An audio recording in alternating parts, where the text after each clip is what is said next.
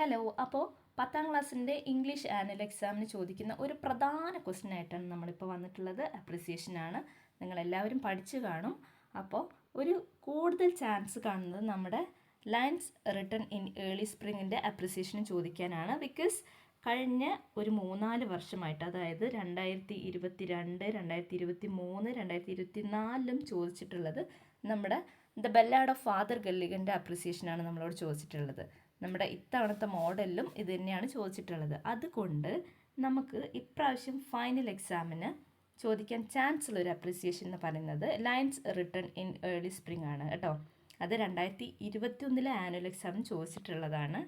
അപ്പോൾ നമുക്കറിയാലോ, lines written in early spring കേട്ടോ. ഓക്കെ, അപ്പോൾ അതിൻ്റെ അപ്രിസിയേഷനാണ് ഞാനിവിടെ തന്നിട്ടുള്ളത്. നിങ്ങളുടെ എല്ലാവരുടെ അടുത്തും ചിലപ്പോൾ ഷോർട്ട് ഫോം ഉണ്ടാവുമായിരിക്കും. അപ്പോൾ ചെറുതായിട്ടുള്ളത് ഏതാണോ അത് നിങ്ങൾ ഓൾറെഡി പഠിച്ചു കഴിഞ്ഞിട്ടുണ്ടാവും. ഇനി അതൊന്നും കിട്ടാത്തവർക്കാണ് ഈ വീഡിയോ. അപ്പോൾ നിങ്ങളൊന്ന് ജസ്റ്റ് നോക്കുക. അപ്പോൾ ഇതാ ഞാനിവിടെ സ്ക്രീനിൽ കൊടുക്കുന്നുണ്ട്. ഇത് ഒരുപാടായിട്ട് തോന്നുന്നവർക്ക് വേണമെങ്കിൽ ഷോർട്ട് ആക്കാം കേട്ടോ. Okay, the poet says that while sitting reclined on A woodland grove, his mind was filled with several thoughts. While he finds solace in the nature's beauty, the same beauty also reminds him of sad thoughts.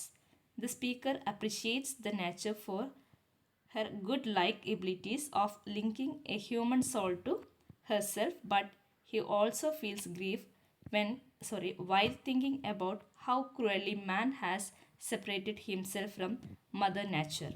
Okay, അപ്പോൾ ബാക്കി ഞാൻ ഇങ്ങനെ കാണിക്കാം. നിങ്ങളത് വായിച്ച് പഠിക്കുക, അല്ലെങ്കിൽ ഇതൊന്ന് സ്ക്രീൻഷോട്ട് ചെയ്ത് വെച്ചിട്ട് വായിച്ച് പഠിക്കാൻ ശ്രമിക്കുക, അല്ലെങ്കിൽ എഴുതി പഠിക്കുക കേട്ടോ. ഓക്കെ, ഞാനിവിടെ ഇങ്ങനെ കാണിക്കാം കേട്ടോ.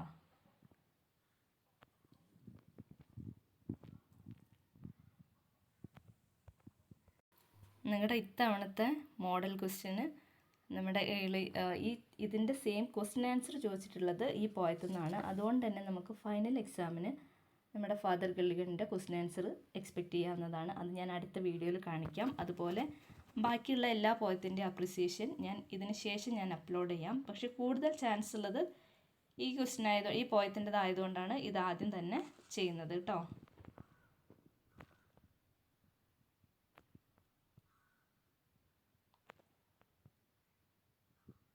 ഇനി നമുക്ക് കുറച്ച് സമയം കൂടെ ഉള്ളൂ. അപ്പോൾ പെട്ടെന്ന് കഥയെങ്കിലും വായിച്ച് നിങ്ങൾ മനസ്സിലാക്കി എഴുതാൻ ശ്രമിക്കുക കേട്ടോ. ഇതിൻ്റെയൊക്കെ സമ്മറി പഠിച്ചാൽ തന്നെ നമുക്ക് എല്ലാത്തിൻ്റെയും അപ്രിസിയേഷനൊക്കെ വളരെ നല്ല രീതിയിൽ എഴുതാൻ പറ്റും അല്ലേ. Okay,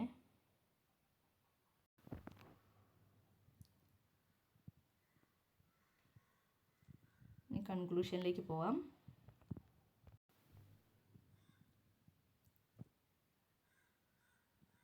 Man has separated himself from such joy and is spending his time hating one another and fighting wars. The poem has 6 quatrains and the rhyming scheme is ABAB. Rhyme scheme ഒക്കെ എല്ലാവർക്കും എഴുതാൻ അറിയാമെന്ന് വിചാരിക്കുന്നു. There are examples of personification. There is fine visual and auditory imagery.